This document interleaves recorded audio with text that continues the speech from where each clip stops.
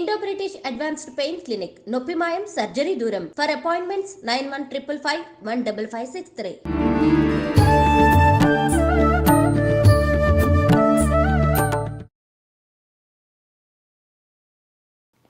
నమస్కారం, welcome to I dream. ధర్మ మార్గం విత్ విజిత కార్యక్రమానికి స్వాగతం.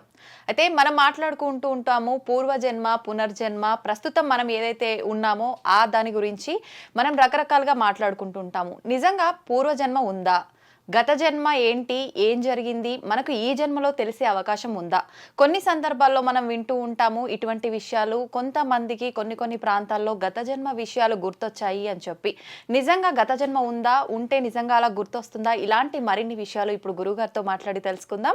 ప్రస్తుతం మనతో పాటు ఉన్నారు శ్రీ గాయత్రి పీఠాధిపతులు ఇటికరాల సుబ్రహ్మణ్య శర్మ గారు. ఇప్పుడు వారితో మాట్లాడి మరిన్ని విషయాలు తెలుసుకునే ప్రయత్నం చేద్దాం. నమస్కారం అండి. నమస్కారం అమ్మా.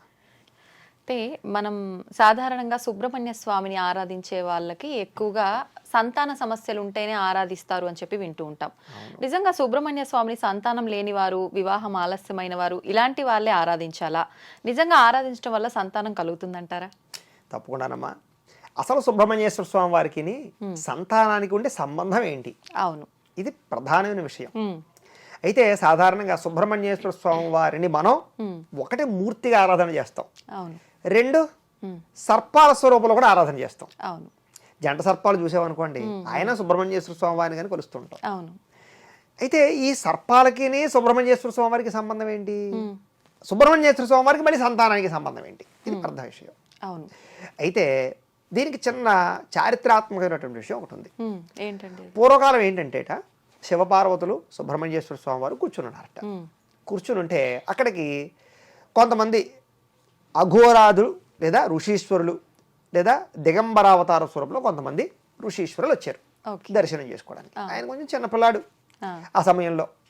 ఈయన ఏం చేశారంటే వాళ్ళని చూసి వీళ్ళేమిటి దిగంబరంగా ఉన్నారు అని ఈ మునుల యొక్క అవయవాలని కొంచెం అవహేళనగా మాట్లాడేట సుబ్రహ్మణ్యేశ్వర స్వామివారు. అది చూసి కాస్త పార్వతీదేవి కొంచెం, ఈశ్వరుడు అయితే కోపడ్డాడు, పార్వతీదేవి మందలించి తప్పు అలా మాట్లాడకూడదు, అది సృష్టికి ఆదిభూతమైనటువంటి మూల అవయవం, శరీరానికి మనిషికి అదే కారణభూతం. సృష్టి ఈ జీవం పరిణామ ప్రక్రియ జరగాలి అంటే కనుక అది కావలసినటువంటి అవయవం, దాన్ని అవహేళన చేయకూడదు అని దానికి సంబంధించిన విషయాలన్నీ కూడా చెప్తూ కొంచెం మందలించింది అనమాట.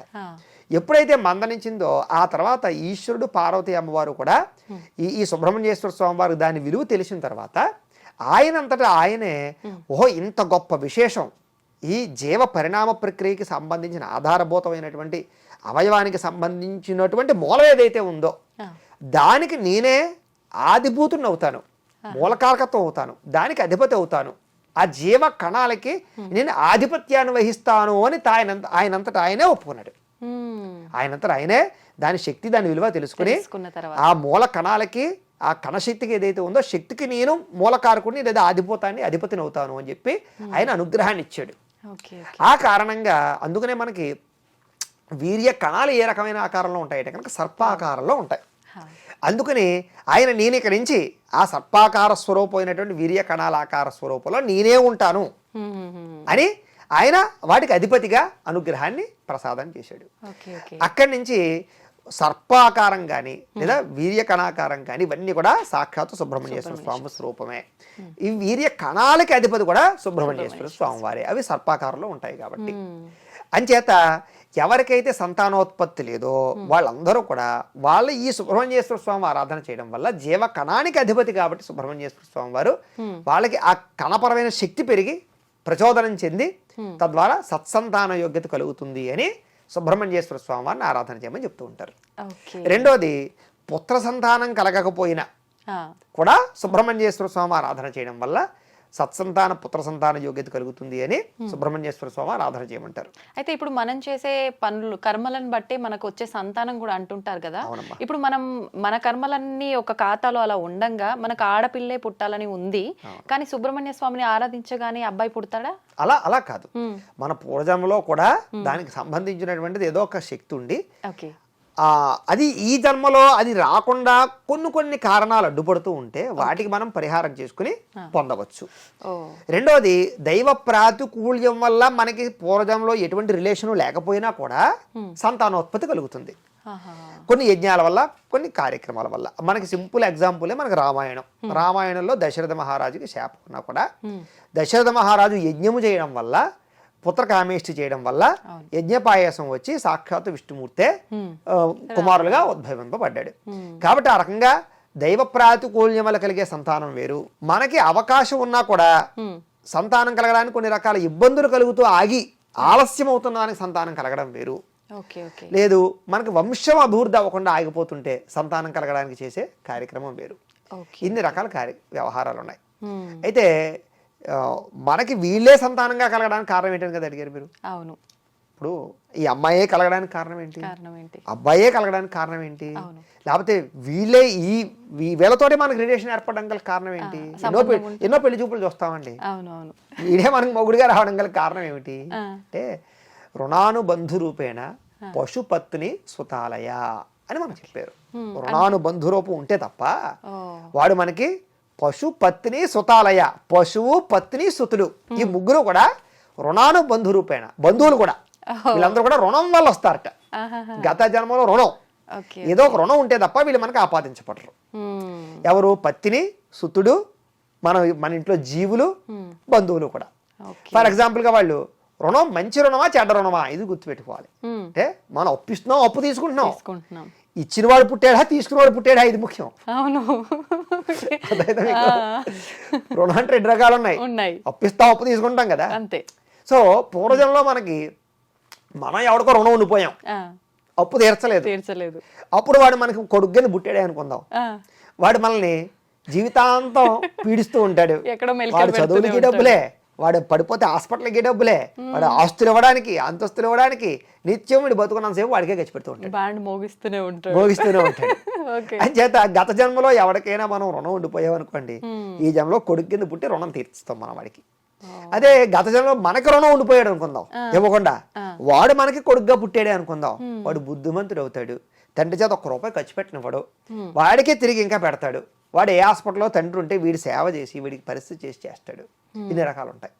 అలాగే గత జన్మలో ఏదో రకమైన పశు పాశం ఉంది. గత జన్మలో మనం ఎవరికో ఇబ్బంది పెట్టాం, లేకపోతే ఒక గేదెలనో ఆవులనో జంతువులనో మనం పీడించాం అనుకుందాం. ఈ జన్మలో మనం ఆ యజమాని ఇంట్లో కుక్క కిందో జంతువు కిందో పుట్టి వాడికి జీవితాంతం సేవ చేస్తాం అనమాట. లేదా గత జన్మలో నేను ఒకరిని బంధించాను, పీడించాను, గదిలో పెట్టి తాళం వేసేసాను, కొట్టాను, తిట్టాను, హింసించాను, వాడిని విపరీతంగా టార్చర్ పెట్టాను. అప్పుడు వాడు ఆ తర్వాత జన్మలో వాడి ఇంట్లో కుక్క కింద పడతాడు. కుక్కని ఏం చేస్తామా? గొలుసెట్టి కట్టేస్తాం, అరిస్తే కొడతాం, ఇష్టం వచ్చిన మాట్లాడతాం, తిడతాం, రకరకాలు చేస్తాం. ఇక్కడ పక్షిగా కూడా పుట్టే అవకాశం ఖచ్చితంగా పక్షిని బంధించామని అనుకుందాం. పక్షిని బంధించడం వల్ల ఏం పరిస్థితి వస్తుందో తెలుసా మీకు? తర్వాత జన్మలో వాడు జైలుకు పోతాడు. ఇప్పుడు చాలా మంది ఇంట్లో పక్షుల్ని పెంచుకుంటున్నారు కదా. పెంచకూడదని చెప్తాం.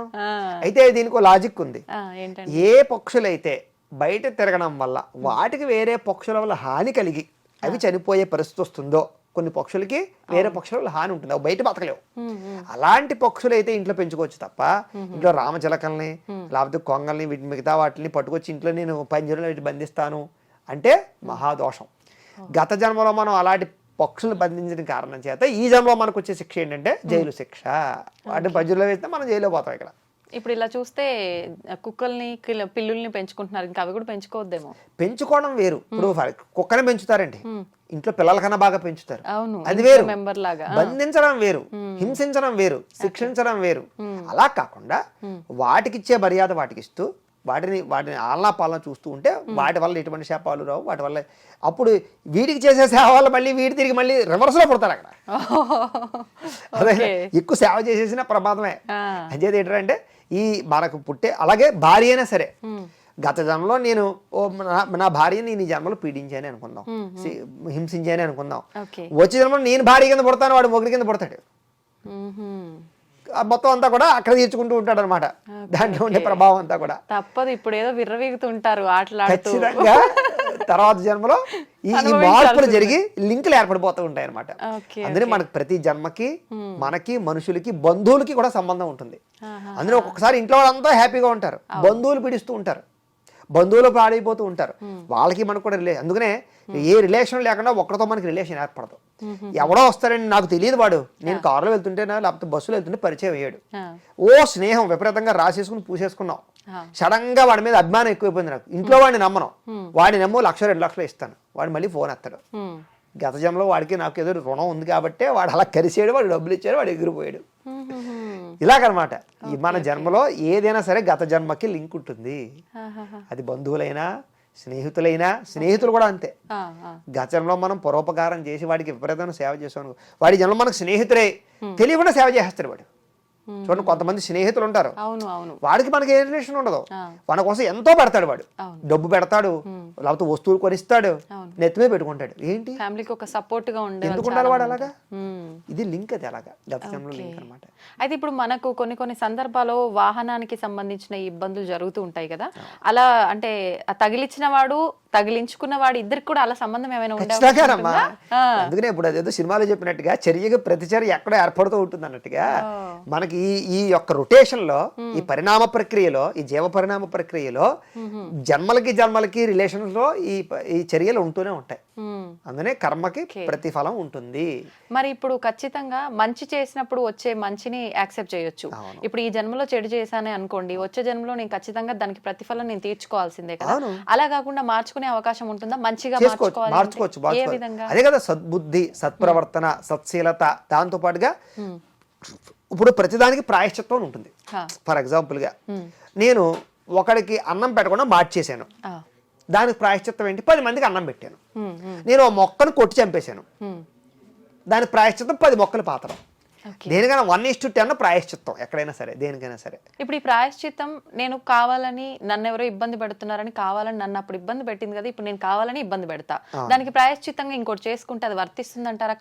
కావాలని చేస్తే వర్తించదు. అందుకనే ఇక్కడ తెలిసి తెలియక చేసిన పాపముకు మాత్రమే ప్రాయశ్చిత్తం అన్నారు. మళ్ళీ అలాంటి ఇంకో రూల్ వచ్చేస్తుంది ఇక్కడ.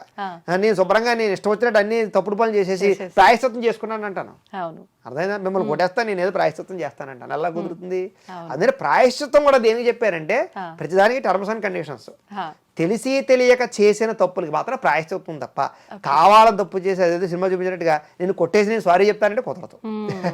ఇప్పుడు ఒకవేళ మనం అట్లా మీరు అన్నట్టుగా నేను కొట్టానో తిట్టానో ఒకరిని ఇబ్బంది పెట్టాను, నా సైడ్ నుంచి అదంటే తెలిసి చేయలేదు, తెలియకుండా జరిగింది, నేను క్షమాపణ చెప్పాను, అయినా కూడా వాళ్ళు యాక్సెప్ట్ చేస్తే నాకు అది ప్రాయశ్చిత్తం లభిస్తుందా? ఒకవేళ వాళ్ళు యాక్సెప్ట్ చేయరు, వాళ్ళు యాక్సెప్ట్ చేయకపోతే వాళ్ళ మూర్ఖత్వం అవుతుంది, మీ తప్పు కాదు కదా, వాళ్ళ మూర్ఖత్వం అది.